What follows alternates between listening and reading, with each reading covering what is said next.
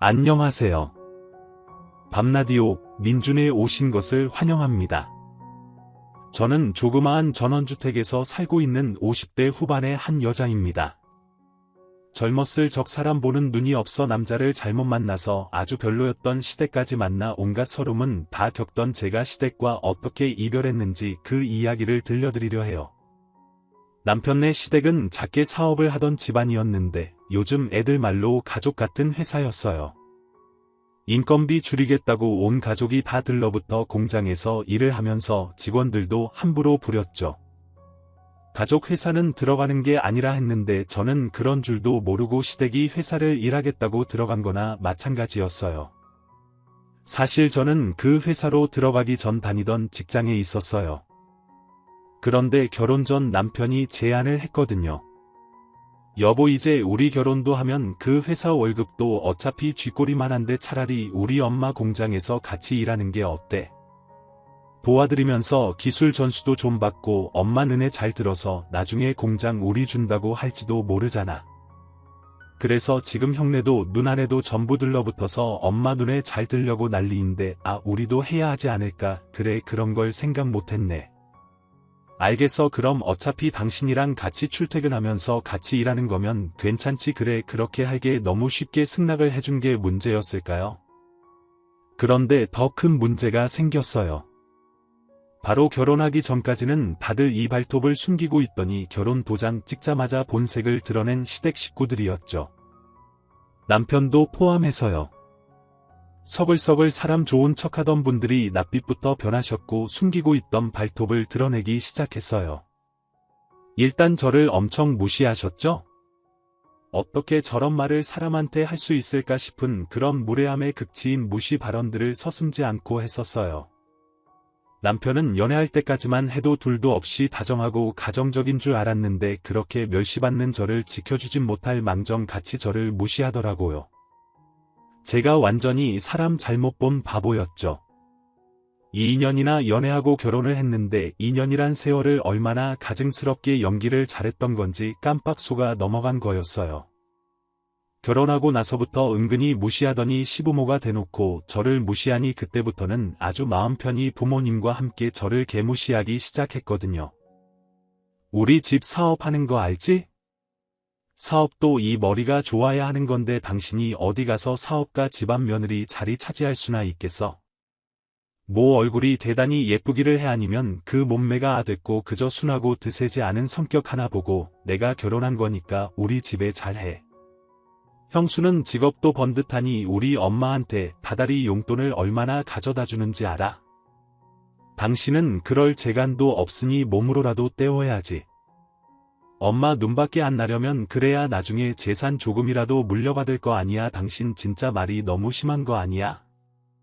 멀쩡히 다니던 회사 때려치우고 당신 어머님 돕는 게 어떠냐고 꾸드렸던 건 당신이잖아. 참나, 그건 그렇다 쳐도 이제 당신이 믿을 구석이나 남아있어? 이 세상에 나 없으면 당신한테 아무도 없잖아. 누가 남아있는데? 부모님이라도 계셨으면 당장 달려가 하소연이라도 하고 어떻게 해야 하나 여쭤보기라도 했을 텐데 안타깝게도 저는 어릴 때 보육원에 맡겨져 자란 고아였어요.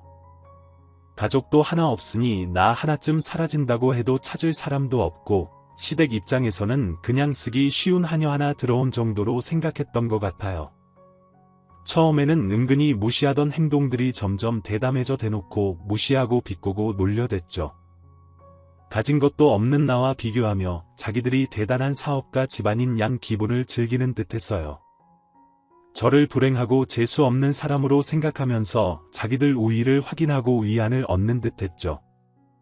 그런데 그 정도가 점점 지나쳐서 나중에는 아예 저를 며느리가 아니라 종처럼 대하며 야박하게 굴기 시작했어요. 맨날 자기 딸, 아들들이랑 비교하고 다른 며느리, 사위들이랑 비교하면서 구박하기 일쑤였어요.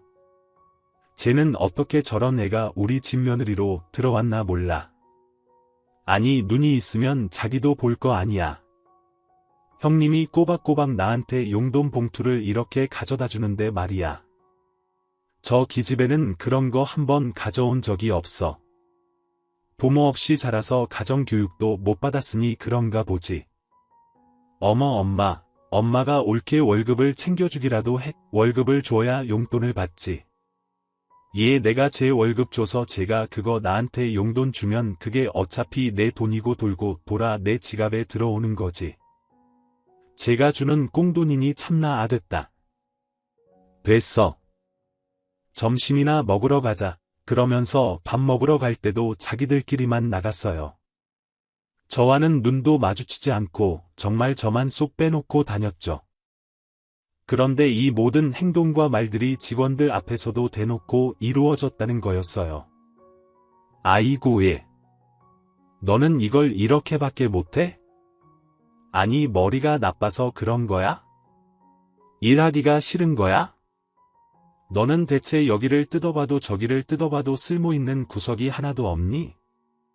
이래가지고 나중에 재산 물려받을 수나 있겠어? 네 남편한테 빌부터 살 거야. 계속 빈대가 따로 없어. 정말 답답하다. 답답해. 내 어미가 이런 너도 자식이라고 낳고 미역국 먹었겠지.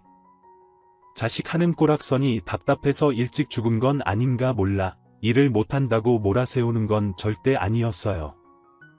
그냥 여느 사장들이 대부분 그렇듯 끔찍한 기분파였죠.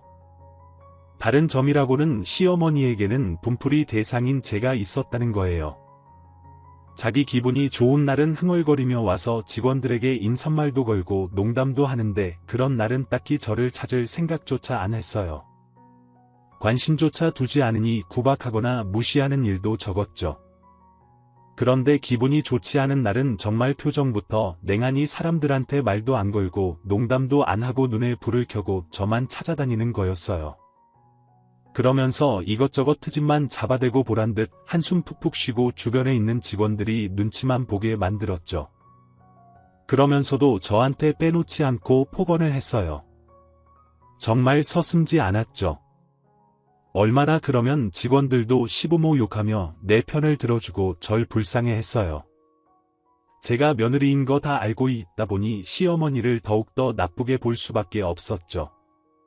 볼 때마다 저건 정말 너무한다. 아니 진짜 시어머니 맞아요? 어떤 시어머니가 저런 소리를 해? 저건 정말 폭력이잖아. 폭력 말로 사람 하나 죽이겠네. 부모 없다고 개무시하는 거야 뭐야? 정말 아니 우리 다 어쩌다 한 번씩 하는 실수고 사모님도 일하다 실수해요.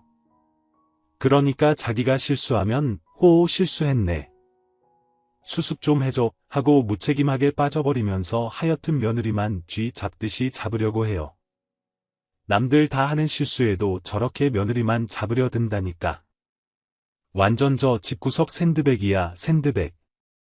자기 왜 참고 살아? 그럼 어째요? 남편이라고는 결혼하면서 자기네 집 사업한다고 괜히 회사 다니면서 고생하지 말라고 사람 꼬드겨서 이제 갈 회사도 없어요. 유부녀 애 낳으면 그만둔다고 생각하니 어디 인력서 넣어도 뽑아주지도 않고요. 그저 죽었다 생각하고 붙어 있는 거 말고는 할 수가 없는데 아유 정말 딱해 죽겠어. 사람들이 어찌 저리 매정하고 독하게 들꾸는지 천벌 받을 거야. 정말 세상에 버려진 기분이었어요. 집에 돌아가도 남편은 고생했다는 말 하나 없었고 밥 차려달라는 말뿐이었어요. 아 오늘도 힘들었다. 나 씻고 나올 거니까 저녁 좀 차려놔. 아참 오늘도 엄마한테 왜 한 소리 들은 거야? 아 이제 일 적응될 때도 되지 않았어? 왜 이렇게 맨날 지적당하는 거야? 당신 대가리가 나빠서 그래? 내가 엄마 그럴 때마다 신경이 쓰이고 스트레스 받아 죽겠어. 제발 잘 좀 해라. 무슨 일인지 듣지도 않고 무조건 자기 엄마 편만 드는 남편은 정말 남의 편이었죠. 그러던 어느 날 시댁 공장의 거래처 회장님이 방문을 한다고 일주일 전부터 공지가 내려왔어요.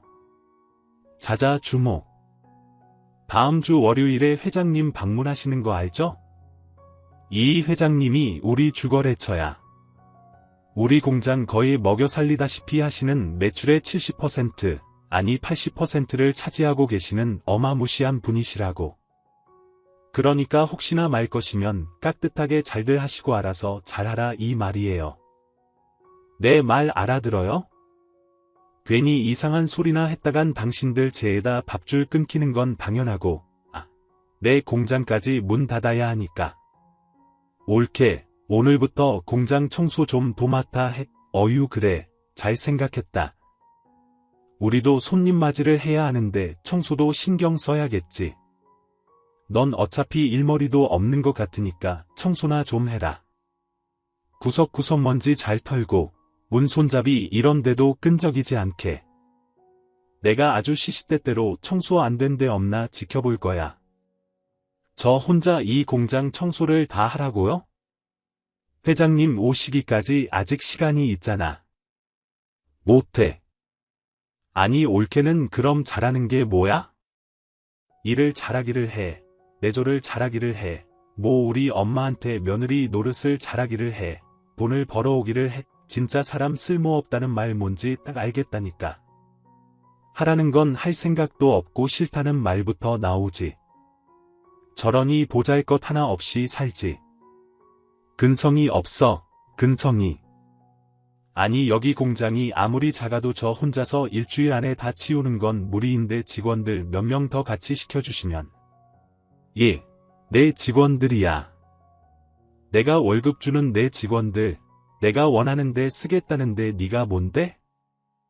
내 직원들 청소를 하라 말아야. 내가 돈 들여 쓰는 애들을 왜 돈도 안 되는 청소에 쓰니?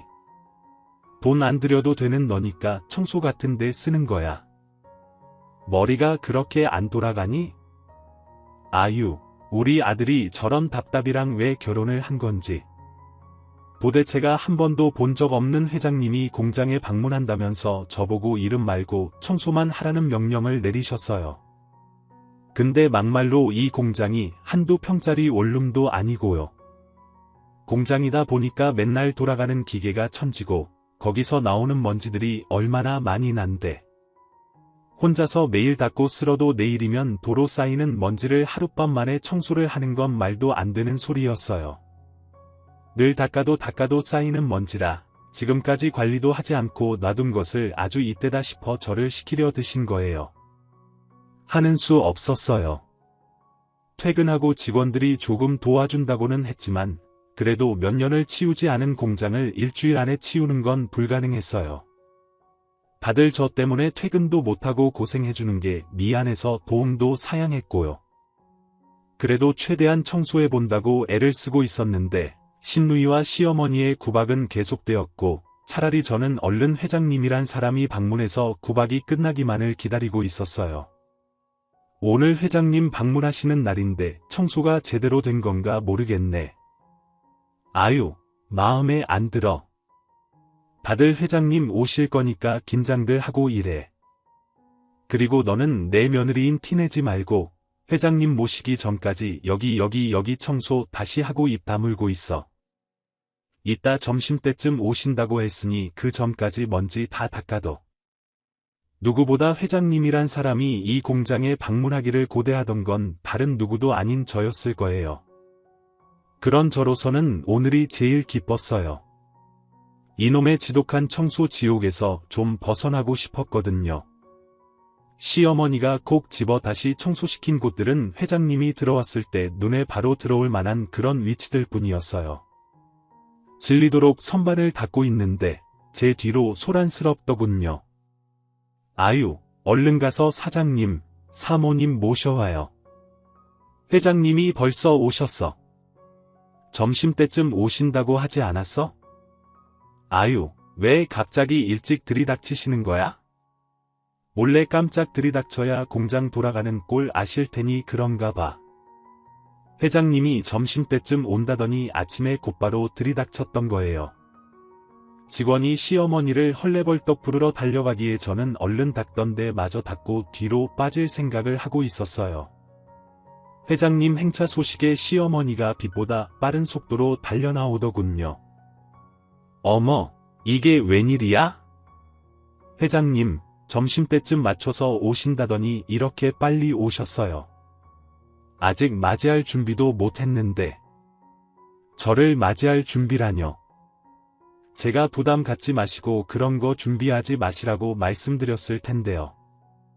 그냥 공장 직원들이 일하는 거나 공장이 어떻게 굴러가고 있는지 그런 거 정도만 둘러보고 싶었던 거라고 누누이 말씀드렸는데요. 이러실 것 같아서 내가 미리 일찍 왔지요. 허어, 아유 회장님도 참, 여기는 제 직원들이에요. 다들 인사드려. 우리 공장 먹여 살리고 계시는 회장님이셔. 직원들이 하나둘 인사받으며 회장님이 지나쳐가며 제 앞까지 걸어오셨어요. 그러자 시어머니가 냉큼 저를 소개하는데, 이 여자는 우리 집 식모예요. 아유, 제가 괜찮다고 하는데도 회장님 오시는데 공장 깨끗이 보여야 하지 않겠냐고 나와서 이렇게 청소까지 도와주더라고요. 그렇지, 며느리라고 소개할 거라 잠시나마 착각했던 제가 바보였나 봅니다. 식모라고 소개하더군요. 며느리라 내세우기 창피하셨나 봐요.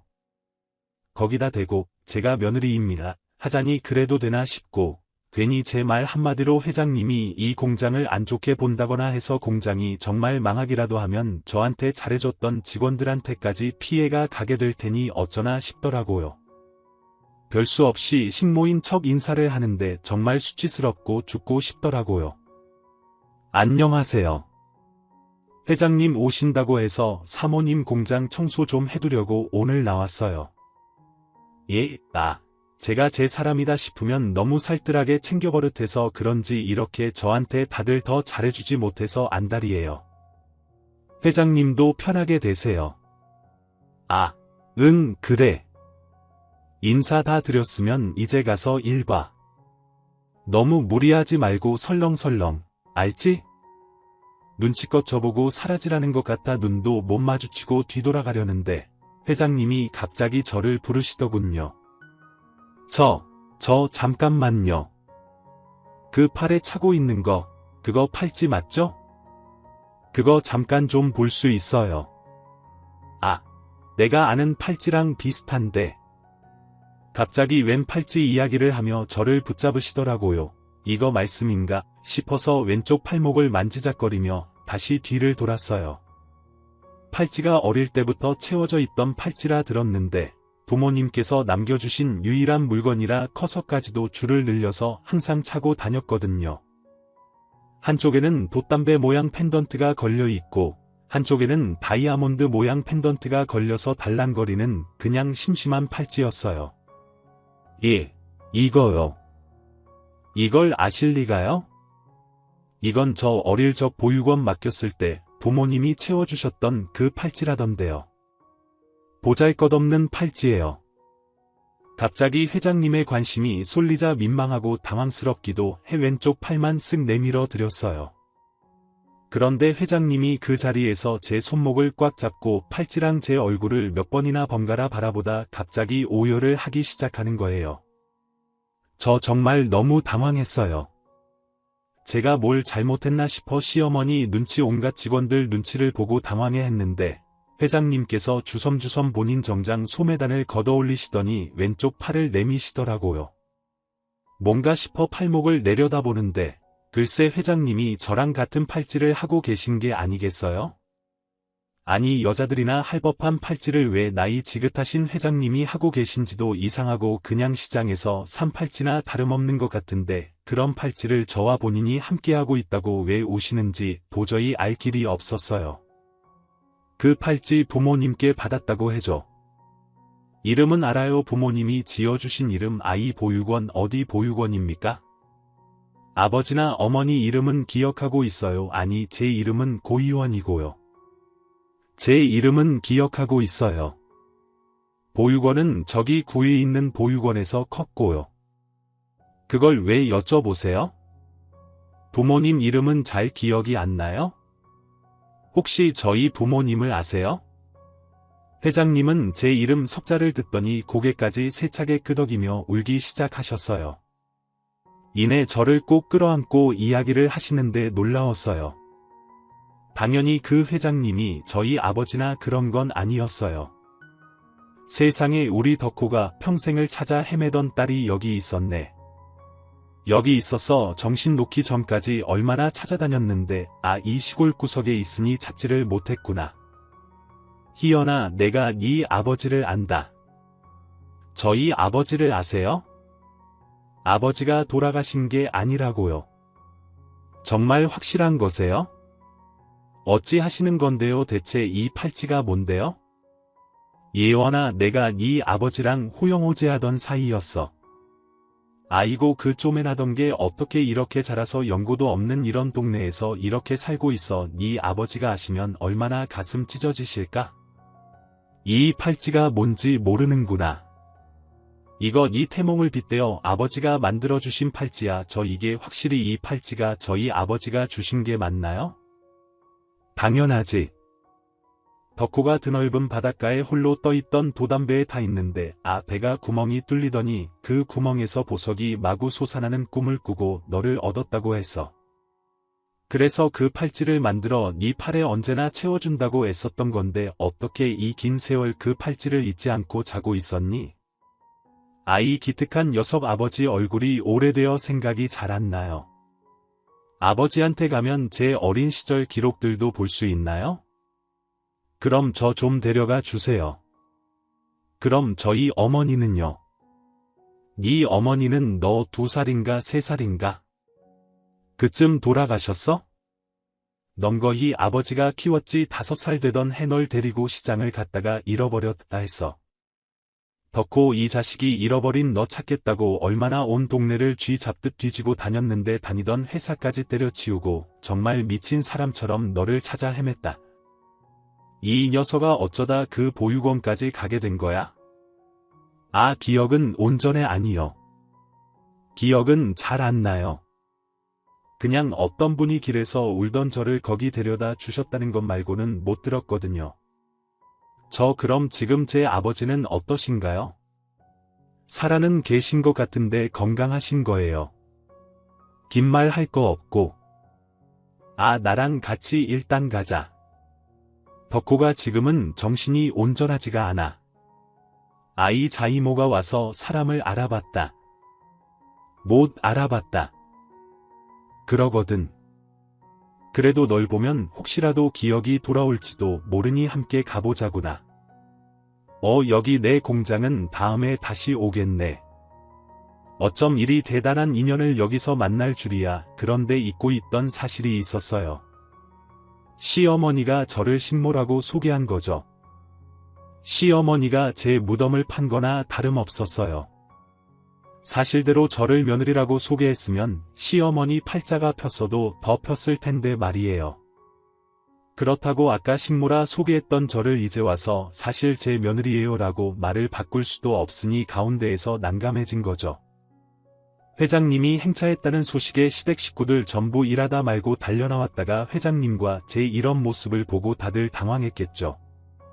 이미 회장님은 공장은 안중에도 없으셨고 저와 둘이 이산가족 상봉하다시피 대화를 주고받다 황급히 떠나려고 하시니 시댁 입장에서는 비상이 걸린 거였어요. 네, 오늘은 공장 못 둘러볼 것 같네. 다음에 다시 연락함세. 희연아, 지금 나랑 좀 나가자.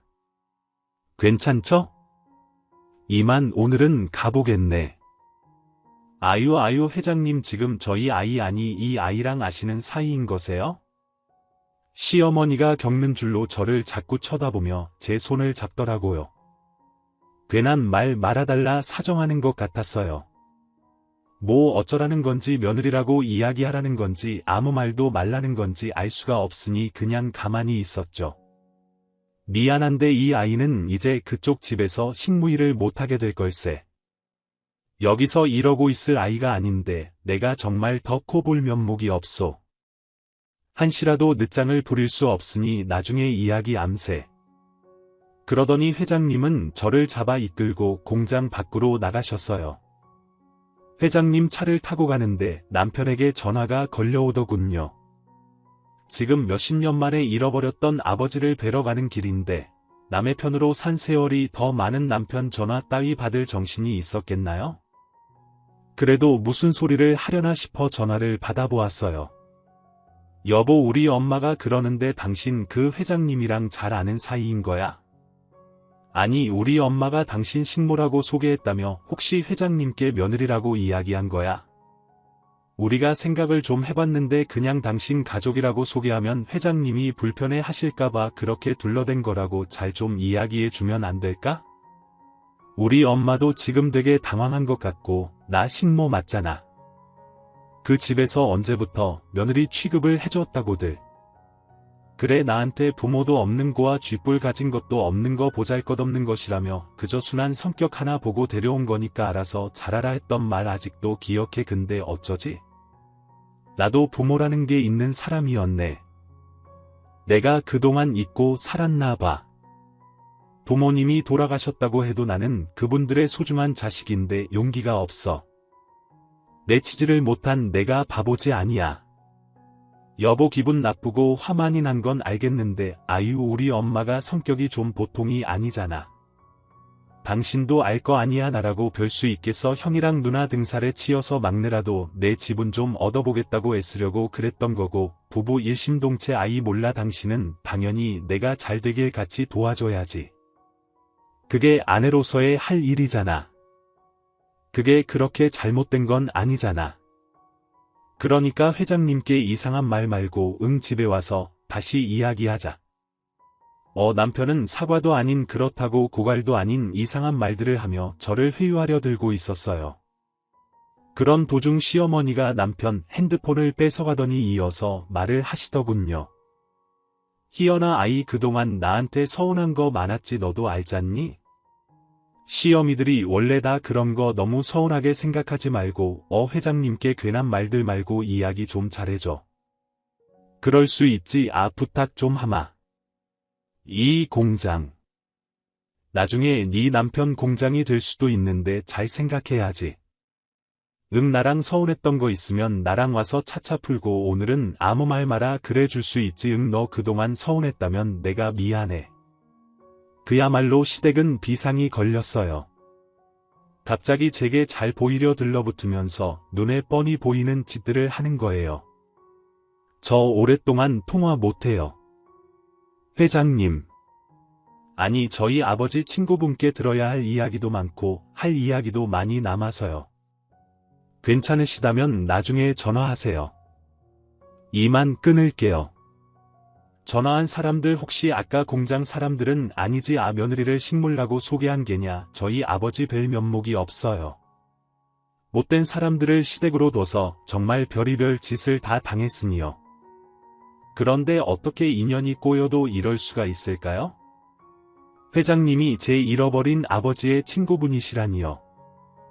회장님 소리 말 거라. 내가 우리 회사 사람들한테나 회장이지 아무 상관없는 내게 그런 소리 들을 건 아니야. 그냥 네 아버지랑 돈독한 사이였으니 아저씨라 불러라. 그거면 됐어. 네 시댁이 아주 몹쓸 집안인가 보구나. 원 세상에 어떻게 며느리를 식모라고 그렇게 당당하게 소개를 할 수 있어. 정말 눈동자 하나 흔들리지 않고 새빨갛게 거짓말을 하다니. 일 맡기는 것도 생각을 다시 해봐야겠구나. 사람이 일할 게 많을수록 행동을 조심해야 하는데 참 그릇도 안 되는 인간들이 사장 자리에 올라가 있으니 이런 일이. 저는 회장님과 이런저런 이야기 주고받으며 제가 그동안 살아온 이야기, 아버지의 지난 세월에 대해 이야기를 나누었어요. 그러는 동안 남편에게선 끊임없이 문자가 날아왔죠. 네, 아버지가 나 회장님 소리 듣는데 얼마나 큰 공을 세워주었는데 나한테는 생명의 은인이나 다름없었어. 그러니 호영호자하며 지냈지. 지금 덕호가 알츠하이머라. 내가 잘 돌봐주고 있었다. 불쌍한 친구놈. 평생 그리워하던 딸을 그래도 죽기 전에는 볼 수 있겠구나. 내가 찾아줄 수 있어서 참말로 다행이다. 저희 아버지가 어떻게 아저씨한테 도움이 되었던 거예요? 내가 크게 사업 실패하고 이제 그만두려고 했었어. 술만 퍼마시고 다시 일어날 생각도 못하고 있을 때 덕호가 손을 내밀어줬지. 정신 차리라고 모진 말들이었지만 내가 정신 차리기 위해 꼭 필요했던 순간이 그런 순간 아니었나 싶다. 다들 사업 실패한 내가 돈이라도 빌릴까 나를 멀리하는데 덕호만이 나서서 나를 도와줬어. 술도 끊게 도와주고 분명히 실패한 것들에서 배울 게 있을 거라며 다시 자신감을 가지고 부족한 것들을 채워 사업을 도전할 수 있게 만들어줬지. 금전적으로도 도와줬어. 마음이란 게 참 그렇더구나. 무한한 응원과 지지를 해주는 사람이 있으니 그렇게 용기가 샘솟을 수 없었어. 그 결과 지금 회장님 소리 듣고 있는 거 아니겠니? 네 아빠가 아니었으면 난 그냥 실패자 알코올 중독자로 살다가 길바닥에 죽었을지도 모르지. 죽을 때까지 내 덕호한테 이 빚을 갚아도 모자라. 그런데 그놈이 그러면서 회장님은 눈물을 또 훔치기 시작했어요. 정말로 저희 아버지와 너무나도 돈독한 둘도 없는 친구 사이신 것 같았죠. 그러면서 저희 아버지와 찍은 사진들도 보여주시고 어릴 적 저를 만나셨을 때 이야기도 들려주시고 했어요. 이야기를 듣다 보니 왠지 그랬던 기억이 있는 것 같고 완전히 잊고 있었던 기억들이 살짝살짝 다시 생각나고 참 신기하더라고요. 다들 그런 경험 있으실 거예요. 어떻게 이런 걸 잊고 살았지 싶은 추억들이요. 저는 그 추억들이 너무나도 어릴 때의 기억들이다 보니 훨씬 더 아득하고 흐릿했지만요. 아저씨 이야기 듣고 나니 조금 기억이 나는 것 같기도 하고 그래요. 그런데 아버지 얼굴은 아직도 흐릿하네요. 저희 아버지랑 그렇게나 돈독한 사이신 줄 몰랐어요. 아 참 그럼 이 팔찌는 어쩌다 회장님께서 하고 계세요? 아 네. 아버지가 치매 진단받고 나서 나한테 맡기더구나. 이거 가지고 있으라고. 이제 자기는 잃어버릴지도 모르고 앞에서 누가 차고 있어도 못 알아볼지도 모른다고 정신 온전치 못해질 수도 있지만 그래도 내가 차고 다니면서 네 나이 또래 처자들 팔목 좀 눈여겨봐 달라더구나. 멀쩡할 때 나한테 했던 부탁이었다. 그래서 남자가 하기에 좀 우습긴 해도 한 번을 안 빼고 차고 다녔어. 저는 그냥 부모님이 시장에서 사주신 파즈인 줄만 알았어요. 그래도 마지막으로 남아있는 부모님 흔적이라 버릴 수가 없어서 나이를 먹을수록 팔찌가 작아졌는데 꾸역꾸역 줄을 늘려가며 간직하고 있었던 거예요. 아유 정말 잘했다. 다행이야. 덕호 그놈 멀쩡해지지 않을지도 모르니. 팔찌 빼서 나한테 주면서도 얼마나 울든지 몰라. 네가 그걸 차고 있어서 정말 다행이다. 행여라도 네가 그걸 버렸으면 눈앞에 두고도 널 몰라봤을 거 아니냐. 회장님과의 대화를 하다 보니 제가 참 부모님을 잃고도 여전히 사랑받고 있었다는 걸 느낄 수 있었어요. 그렇게 함께 간 곳은 회장님 댁이었어요. 무척 커다란 저택이었는데 알아서 문도 열어주시고 집사까지 나와서 마중을 오시더라고요. 여기 내 친구가 오랫동안 찾아 헤맸던 그 딸이네.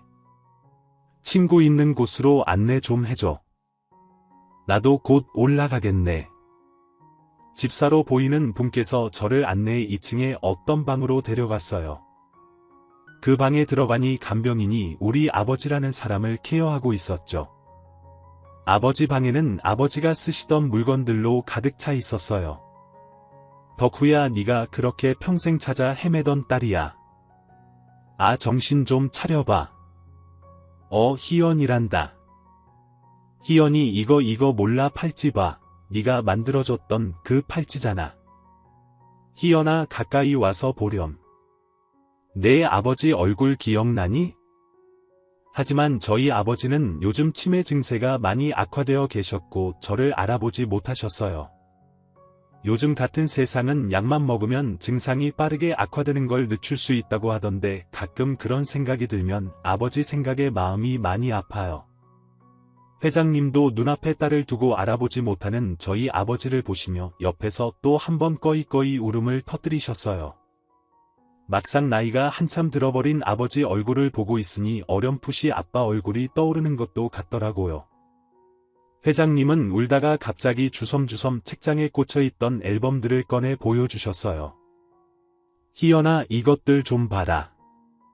네 아버지가 여기로 들어올 때 제일 소중하게 챙겨왔던 앨범들이야. 네가 갓 태어났을 때부터 모아둔 사진들이 여기 전부 담겨 있어. 어머니 얼굴은 기억나니 아이 한번 보렴. 보고 나면 생각날지도 모르니 회장님은 그러면서 앨범을 전부 꺼내어 펼쳐내 주셨어요. 펼쳐진 그 사진들은 집 앞에서 갓난 아기인 저를 안고 있던 젊은 시절의 어머니 거실에 함께 누워서 사진을 찍은 저희 아버지 한복을 입고 있던 제 손을 잡고 계신 부모님 집 앞마당에서 찍은 사진들까지 엄청 많이 보관되어 있었어요.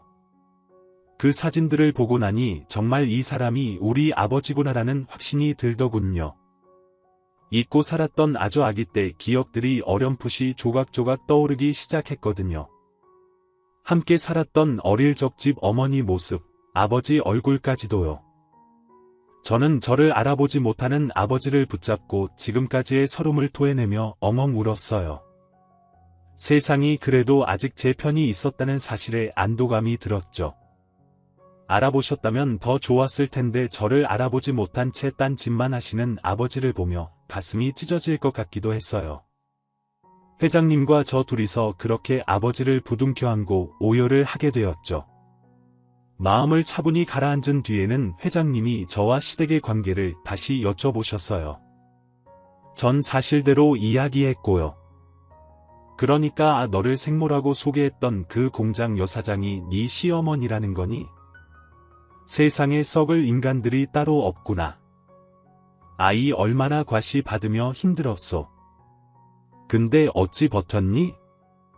제가 가족도 없고 남편이 공장 일을 좀 도와주면 어떻겠냐는 말을 해서 다니던 회사도 그만두면서 사실 완전히 혼자서 일어날 수 있는 능력이 사라졌어요. 그러다 보니까 막다른 길이라 생각되어서 뿌리치고 나오자니 겁이 나고 버틸 수밖에 없었죠. 저 하나 없어져도 찾을 리 아무도 없으니 정말 종 부리듯 얼마나 부렸는지 몰라요. 시댁에서 그동안 당했던 일들도 전부 숨기지 않고 전부 털어놓았어요. 얼마나 못된 말들로 모욕당했고 직원들이 있는 앞에서까지 괄시를 당했는지. 그런데 제 말이 뭐 필요가 있었겠어요? 며느리를 식모라 소개한 시어머니의 인성만 봐도 벌써 제가 얼마나 힘들게 살아왔을지 다 보이니 뻔했던 거죠. 시어머니가 거기서 저를 며느리라 소개하지 않았던 게 바로 악수를 두게 돼버렸던 거죠. 회장님은 격분하며 시댁과 더 이상 연을 이어가지 말라셨어요.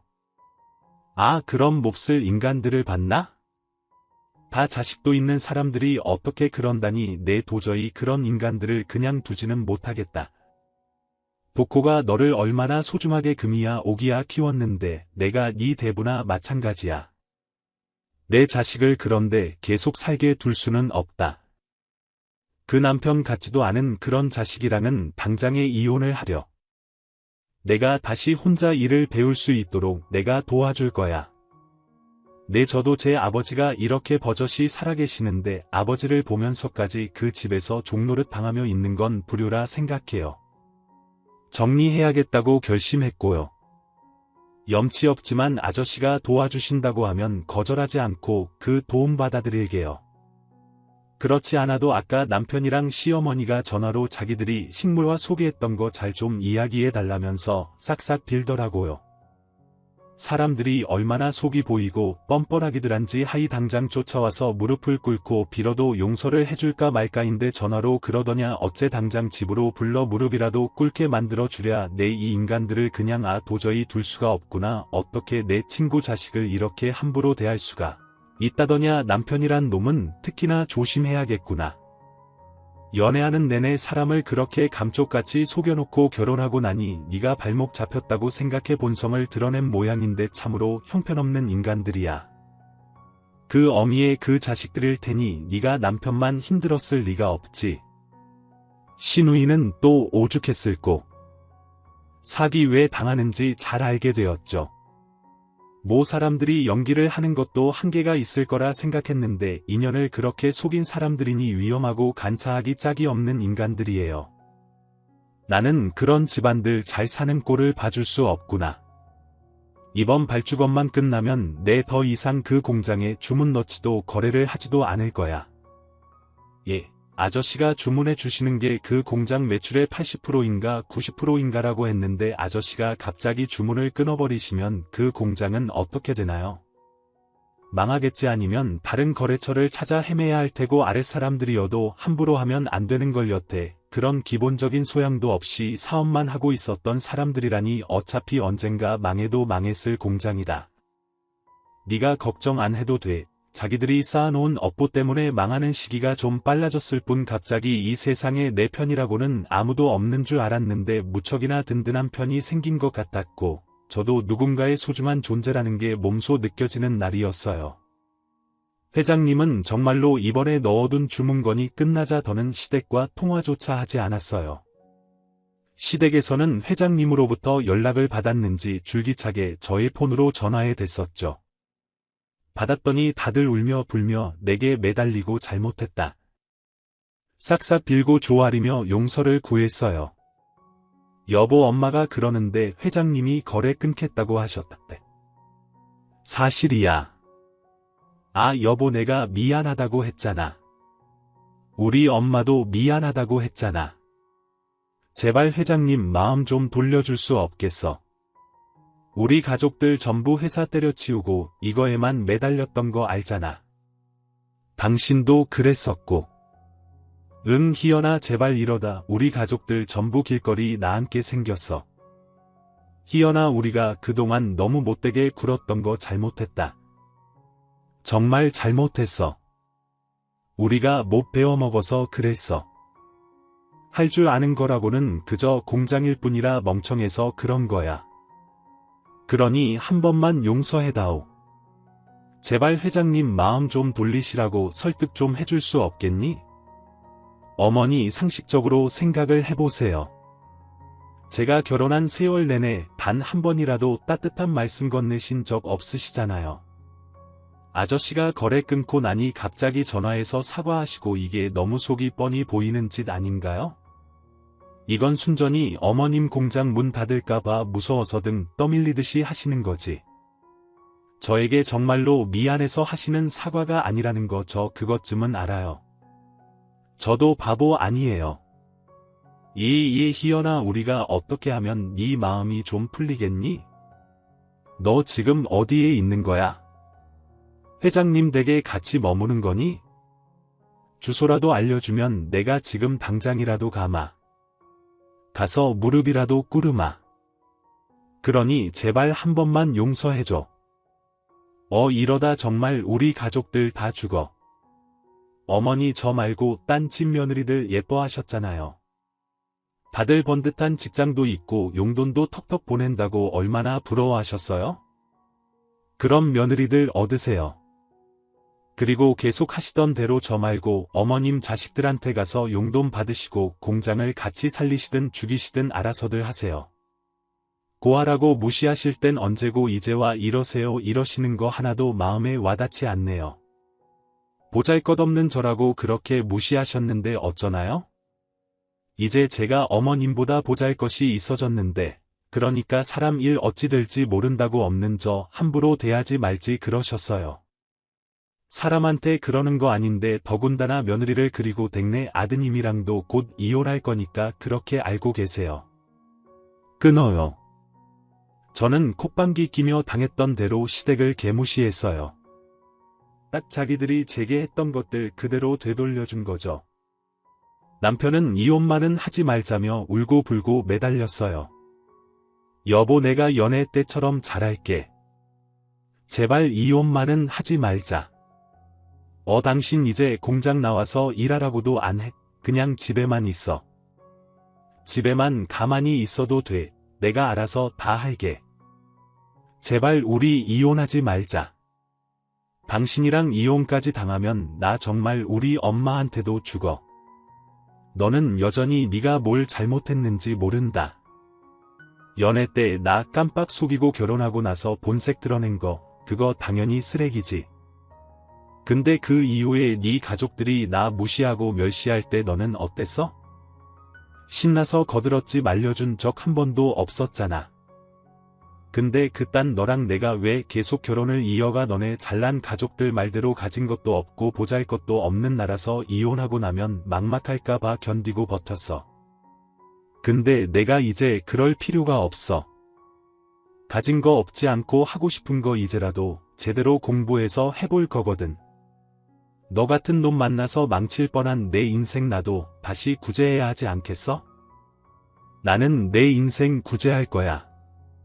너는 네 능력껏 그 공장 구제해봐 할 수 있을지는 모르겠다만 변호사 비용도 못 낼 것 같은데 그냥 순순히 이혼 도장 찍어. 회장님이 주문을 딱 끊어버린 뒤 시댁은 나름대로 공장을 살려보겠다고 애쓰는 것 같았어요. 하지만 그 후로 시댁 공장은 완전히 거의 망해버린 거나 다름없게 되어 빚더미만 가득 있게 되었다고 했죠. 다행히 그 공장에 있을 때 시댁으로부터 따돌림이나 구박을 받을 때마다 챙겨주었던 직원들은 회장님께 부탁드려 회장님 공장에 다시 일자리를 구해줄 수 있었어요. 제가 유일하게 그 공장이 망하면 피해가 갈까 걱정했던 사람들이라 그 사람들만큼은 도와주고 싶었거든요. 다행히 회장님도 저를 챙겨줬던 사람들이라 하니 기쁜 마음으로 일자리를 내어주셨어요. 저는 그 이후로 회장님의 지원을 받으며 하고 싶었던 그림 공부를 했어요. 보육원에 있을 때부터 좋아했던 분야라 정말 아낌없는 지원받으며 늦은 나이에 유학도 다녀올 수 있었고요. 생각해보면 공장에서 식물 취급이나 받던 시절이 있었나 싶게 저도 저 하나쯤은 당당하게 책임지고 살아갈 수 있는 여성으로 성장했어요. 지금은 조용하고 한적하게 작은 미술학원 운영하며 하루하루 편안한 나날을 보내며 살고 있답니다. 사는 게 너무나도 팍팍하고 권선징악이라는 걸 현실에서 찾아보는 게 어렵기만 한 요즘입니다. 가진 사람들은 자꾸만 다른 사람을 못 살게 굴고 핍박할 줄만 알았지 베풀 줄 모르는 이야기들이 훨씬 많은데 저 같은 사람들도 있다는 거 꼭 명심하시고 누군가를 함부로 대하는 걸 조심했으면 해서 이렇게 제 사연을 보내게 되었어요. 저희 천류는 끊기지 않는다는 운명 같았던 긴 이야기 끝까지 들어주셔서 감사드리고요. 태풍 피해 없으시길 바라며 늘 건강하세요.